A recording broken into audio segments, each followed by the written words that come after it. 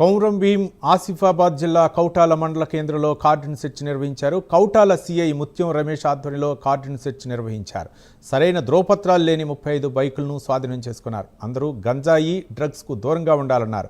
గ్రామంలో ఎవరైనా అనుమానాస్పదంగా కనిపిస్తే సమాచారం ఇవ్వాలని సీఐ రమేష్ తెలిపారు. కర్ర ఇప్పుడు ప్రతి ఒక్కరి నోట్లో అంటే తిననోళ్ళకి కాదు, తిన్నోళ్ళ గురించి మాట్లాడుతానా.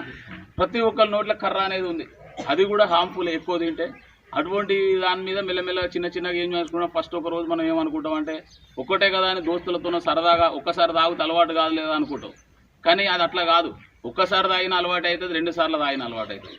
మళ్ళీ ఈ గాంజా ఏంటంటే ఒక్కసారి మనం తాగితే ఏ కళ్ళు లెక్కనో దేని లెక్కనో ఒక 24 గంటలు తగ్గుతా అనుకుంటాం. కానీ దాని యొక్క ప్రభావం మన దగ్గర దాదాపుగా ఒక నెల రోజుల రూపు ఉంటుంది. ఏదైతే ఈ డ్రగ్స్ ఉన్నాయో ఆ డ్రగ్స్ ప్రభావం.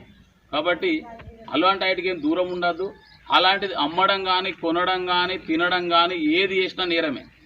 ఓకేనా?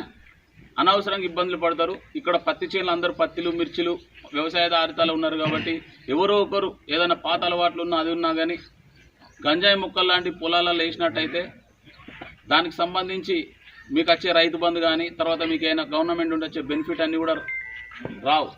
కాబట్టి ఎవరు కూడా దాని జోలికి పోవద్దు. అలాంటి ఏది